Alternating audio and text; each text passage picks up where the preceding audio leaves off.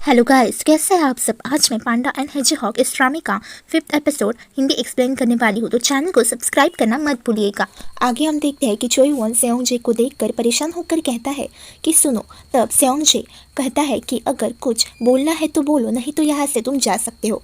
तो चोईवॉन कहता है कि तुम ऐसा कैसे दूसरों की स्टोर के सामने बाहर रहकर ऐसी बात मुझसे कर सकते हो कौन तुम। तब सेओंजे उठकर कहता है कि क्या तुम स्टॉकर हो। जब पांडा यांग कुर्सी से गिर गई थी तब मैंने तुम्हें वहां पर देख लिया था और तुम वहां से चुपके से निकल गए। तभी चोईवॉन वो कहता है कि मैं वहां से चुपके से नहीं निकला था, मैंने सिर्फ उसे देखा और बिना कुछ बोले वहां से चला गया था। तभी सेओंजे कहता है जब तुमने पांडा यांग से तब क्यों नहीं पूछा है कुछ, और अगर तुम उसे पहचानते हो तब तुमने कुछ क्यों नहीं बोला। तभी वॉन उससे कहता है क्योंकि मैंने उसे 15 साल बाद देखा था, पहली बार वो भी, इसलिए मैं थोड़ा घबरा सा गया था और मुझे क्या बोलूँ ये कुछ समझ नहीं आ रहा था। इस दौरान उनके बीच बहुत बड़ा झगड़ा शुरू हो जाता है। आगे हम देखते हैं कि शेफ डोंगो को पता चलता है कि पांडा उसे फायर करने वाली है, तभी शेफ को हायर करने वाली है। ये सब बातें सुनकर उसे बहुत गुस्सा आता है। तभी शेफ उससे पूछता है कि पांडा यांग तुम ऐसा क्यों कर रही हो। तभी पांडा यांग कहती है कि तुम्हें तो पता ही है कि तुमने आज तक जो भी केक बनाए हैं वो तो बिकते ही नहीं, और तुम्हारी जो सैलरी देने में ही मेरा सारा पैसा चला जाता है, और इसी वजह से मेरे पास मेरे लिए तो कुछ नहीं बचता। और इसी दौरान शेफ बताता है कि मुझे अभी बहुत गुस्सा आ रहा है और मैं कितना अच्छा और काइंड हो ये तो तुम्हें पता ही है, तो इसी दौरान तुम ऐसा कैसे कर सकती हो। और ऐसी बात है कि तुम मुझे फायर करने वाली हो तो मेरे बचे कुचे सारे पैसे तुम मुझे लौटाओगी।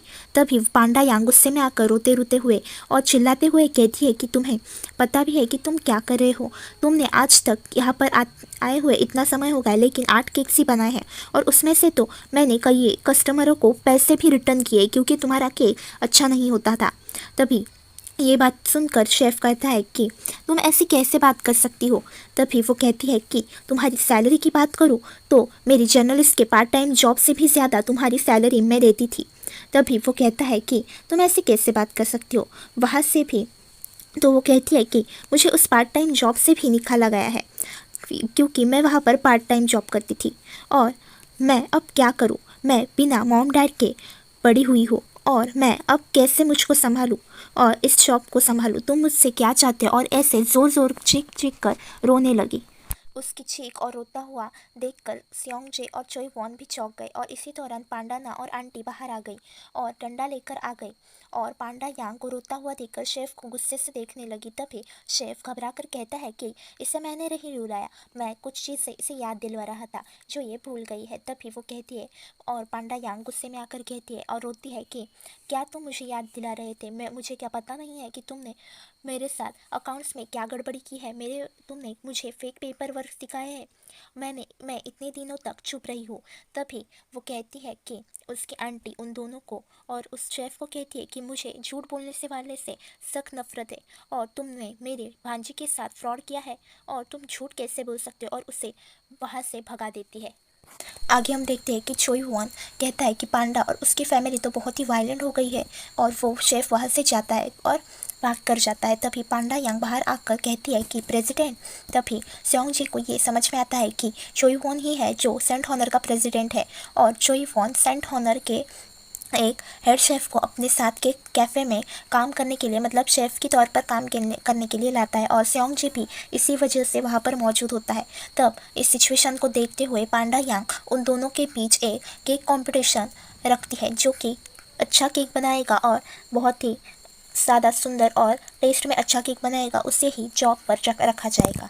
आगे हम देखते हैं कि पांडा यांग सेओंजे से कहता है कि तुम ऐसा क्यों कर रहे हो, मैं तुम्हें ऐसे भी हायर कर सकती हूँ, अगर ऐसा बात है तो तुम मुझे कह सकते हो। तभी वो कहती है कि तुम्हें तो पता ही है ना, सेंट हॉनर से कोई नहीं जीत सकता, और ये तो उसके हेड शेफ है और ये तो बेस्ट में बेस्ट ही होंगे। तभी वो कहता है कि ऐसी बात है कि तुम्हें मेरी काबिलियत पर शक है, ऐसा सेओंजे पांडा यांग से कहता है। और वो उससे ये भी कहता है कि अगर मैं जीत गया तो तुम्हें मुझे रेज्यूमे के बिना ही हायर करना होगा, और तुम्हें जितना भी प्रॉफिट होगा वो तुम मुझे 50% बांट देना, और अगर वो जीता तो मैं तुम्हारे यहाँ आधे महीने के लिए फ्री में काम करूँगा। ऐसी बात सुनकर वो कहती है कि तुम्हारी बातें बहुत एनकरेजिंग लग रही है, और वो प्यार से काउंट करती है 1 2 3 गो।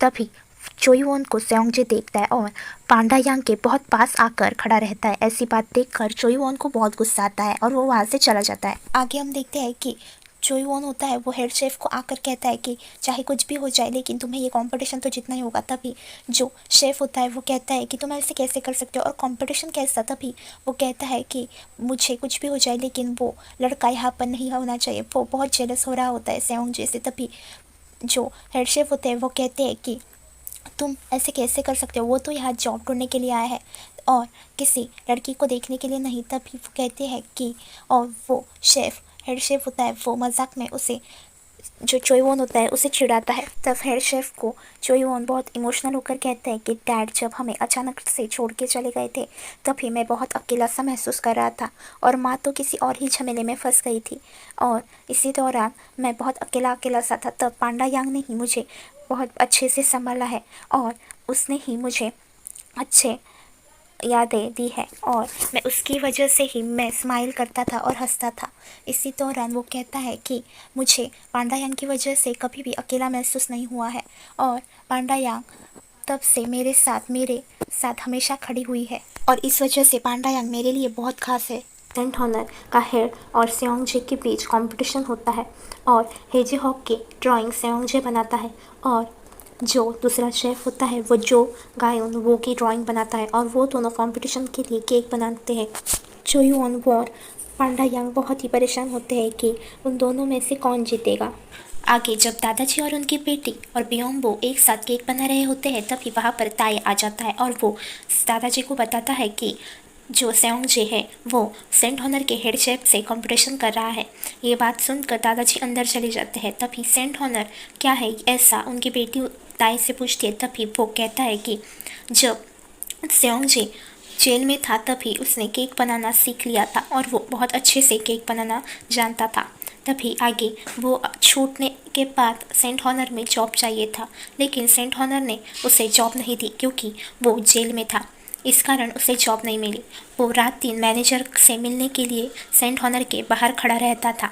एक बार जब मैनेजर को वो अपना केक दिखाने की कोशिश कर रहा था तभी मैनेजर ने एम्प्लॉय को बुलाकर उसे एक बंद कमरे में डाल दिया और उसका बहुत मजाक उड़ाया और उसे बहुत बेइज्जत किया। इस बेइज्जती को सेओंगजे सहन नहीं कर पाया और उसने अपने मन में सोच लिया कि उस सेंट हॉनर कंपनी को जला देगा। वो जलाने जा रहा था तब दादाजी ने उसे देख लिया और रोक लिया। इसी दौरान उन्होंने उसे गोद ले लिया और तभी सेओंगजे ने कहा कि चाहे कुछ भी हो जाए लेकिन मैं इससे मेरा रिवेंज ज़रूर लूँगा। ताई दादाजी की बेटी से कहने लगा कि अब आपने देखा कि इसकी शुरुआत हो चुकी है। तभी आगे हम देखते हैं कि बेटी उनसे पूछती है कि क्या सेओंगजे में इतनी काबिलियत है कि वो सेंट हॉनर को टक्कर दे सके। तभी बियोंबे उसे कहने लगा कि सेओंगजे जब से यहाँ पर आया है तब से हमारी जो बेकरी की ग्रोथ है वो बहुत हुई है और आप उसे जानते नहीं हैं लेकिन वो बिजनेस में और केक बनाने में बहुत लाजवाब है। आगे हम देखते हैं कि जो कंपटीशन होता है वो अब ख़त्म जो हो चुका है। सेओंगजे और हेड शेफ दोनों ही अपनी डिश सभी लोगों को सर्व करते हैं। पांडा यांग, पांडाना और उनी और आंटी ये सब बहुत प्यार से वो केक खाती है। आगे हम देखते हैं कि इस कंपटीशन में जो विनर होता है वो होता है सेओंगजे। ये सब बातें चोईवोन देख लेता है और उसे बहुत गुस्सा आता है। वो अपने ऑफिस में गुस्से में आता है और कुर्सी पर बैठ जाता है। ये सब यूनबिन बाहर से देख रही होती है और वो सोचती है कि इसका मूड ज़रूर पांडा यांग ने ही खराब किया होगा। ये सब बात करते हुए उसकी माँ भी सुन लेती है। तभी माँ यूनबिन से कहती है, मतलब चोईवोन की माँ यूनबिन से कहती है कि तुम चोईवोन की हर एक बात अब मुझे बताओगी और ऐसा तुम्हें करना पड़ेगा। तभी यूनबिन कहती है कि मैं समझ गई मैम। आगे हम देखते हैं कि पांडा यांग और पांडाना दोनों ही बहुत खुश होते हैं क्योंकि उन्होंने सेओंगजे को हायर किया हुआ होता है और उनके केक शॉप के लिए ये बहुत बेहतर ऑप्शन होता है। तो सेओंगजे भी इस बात से खुश होता है। तभी हम आगे देखते हैं उन तीनों को ये खुशी देखते हुए दादाजी भी बहुत खुश होते हैं और उन्हें बिना कुछ बोले वहाँ से चुपके से निकल जाते हैं।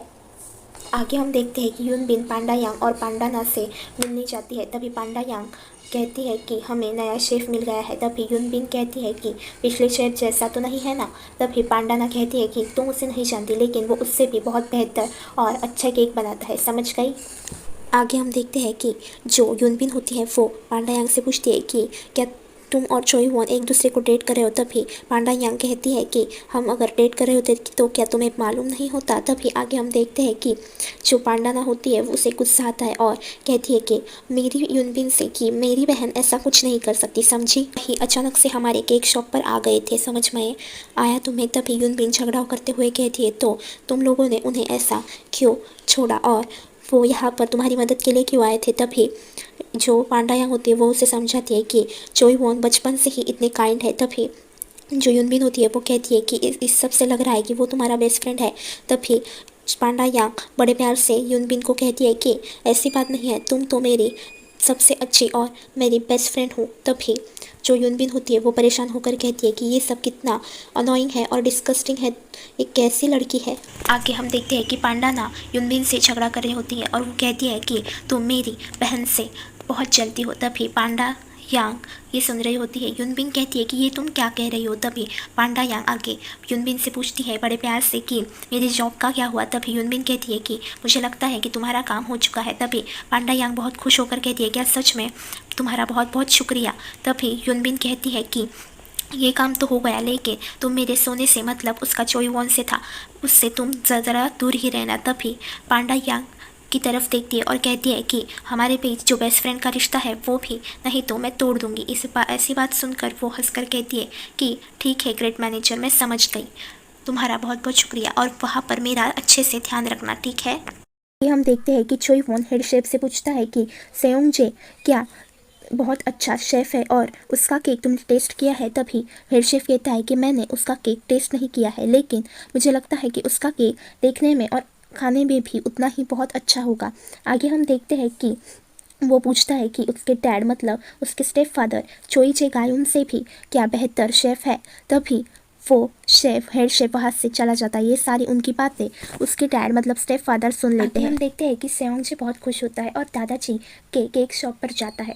तभी वहाँ पर दादाजी की बेटी होती है, उसे नूनिम बुलाता है। इस बात पर दादाजी कहते हैं कि तुम दादाजी के बेटी को नूनिम कैसे कह सकते हो। तभी सेयोंग जी कहता है कि क्या मैं आपको माँ बुलाऊँ। तभी नूनिम कहती है कि जिस भी नाम में तुम कंफर्टेबल हो वही नाम मुझे पुकार सकते हो। तभी सेयोंग जी कहता है कि नूनिम, आपके यहाँ पर आ जाने से इस जगह में बहुत रोशनी सी छाई हुई है और चार चांद लग गए हैं। और वो नॉनिमा के कंधे पर हाथ रखकर कहता है तो अब हम खाने के लिए चलते हैं। तो आगे हम देखते हैं कि एक साथ वो सब खाने के लिए बैठ गए और हंसी खुशी से बात कर रहे थे। इसी दौरान दादाजी बोलते बोलते बोल गए कि तुम सावधान रहो, दो लड़कियों के बीच में जो रह रहे हो। तभी सेयोंग जी ये बात सुनकर चौंक गया और उनसे कहने लगा कि आप मुझ पर क्या सीक्रेटली नज़र रख रहे हैं और आप मुझे मिस कर रहे हो। तो ये बात सुनकर नोनिमा हंसने लगी। आगे हम देखते हैं कि जो सेयोंग जे बाहर निकलकर कहता है कि मुझे आप थोड़ा सा वक्त दीजिए दादाजी, मैं इस टाउन का सबसे बेस्ट बेकर बन के दिखाऊंगा, आपको बहुत गर्व महसूस कराऊंगा। ये हम देखते हैं कि सेयोंग जे पांडा के केक शॉप से सारे खराब प्रोडक्ट फेंक रहा होता है। तब पांडा यांग कहती है कि ये सब तुम क्या कर रहे हो। तभी उससे पता चलता है कि वो सारे प्रोडक्ट एक्सपायर है जो वो अपने केक शॉप में उसका शेफ़ यूज़ करता था। तो इस बात से वो कहती है कि उसने मुझे फंसाया है, ये सब एक्सपायर है। तभी आगे हम देखते हैं कि सेयोंग जे उसे कहता है कि अब हमें चलना चाहिए। तभी वो कहती है कि कहाँ पर। तभी वो एक ऐसे शॉप में उसे ले जाता है जहाँ के प्रोडक्ट बहुत अच्छे होते हैं और कम दाम पर मिलते हैं। तभी आगे हम देखते हैं कि सेयोंग जे को पांडा यांग से ये पता चलता है कि उसके पास तो प्रोडक्ट खरीदने के लिए कोई पैसे ही नहीं है।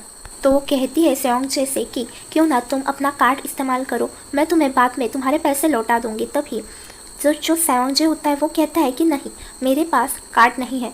तब उसे थोड़ा शर्म आती है और नीचे देख के कहती है कि इन लोगों के पास, सारे शेफ़ लोगों के पास कार्ड क्यों नहीं होता। तभी आगे हम देखते हैं कि ऐसी हालत देखकर सेयोंग जे उसे अपना बैग में रखे हुए पैसे दिखाता है। तभी वो बहुत खुश हो जाती है और उसको पकड़ लेती है और उसका हाथ प्यार से पकड़ लेती है। वो देखकर वो थोड़ा सा रुक जाता है और उसकी तरफ देखने लगता है।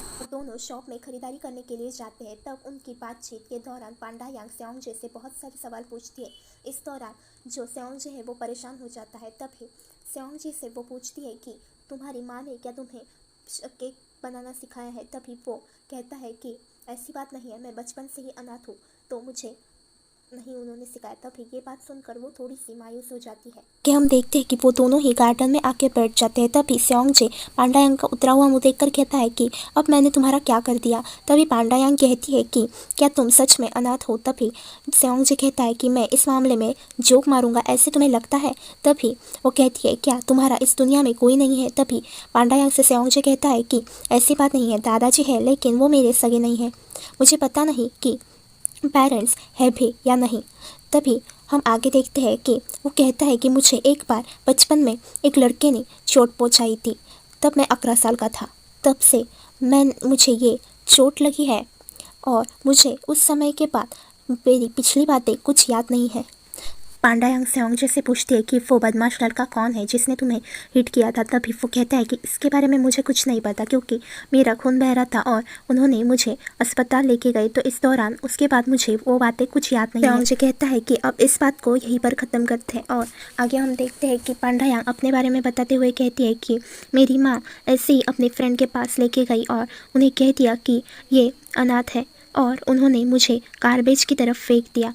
तो तुम्हारी बात सुनकर मुझे मेरे वो दिन याद आ गए। तभी इस बात को सुनकर वो कहती है कि पांडा ही नहीं तो हेजीहॉग भी अनाथ है। और आगे हम देखते हैं कि सेओंगजे उससे कहता है कि अब इस बात को लेकर क्या तुम रोने वाली हो। तभी पांडायांग कहती है कि लड़कियां भी ही नहीं तो लड़के भी ऐसे मामलों में बहुत ही वीक होते हैं। आंटी उन्हें लोगों को लेने आती है। तब सेओंगजे से पूछती है कि तुमने किससे केक बनाना सीखा है। तब वो कहता है कि मेरे दादाजी ने मुझे ये केक बनाना सीखा है। तब वो कहती है कि हाँ अच्छा, तो तुम होम ट्रेनिंग से ही सीखे हो।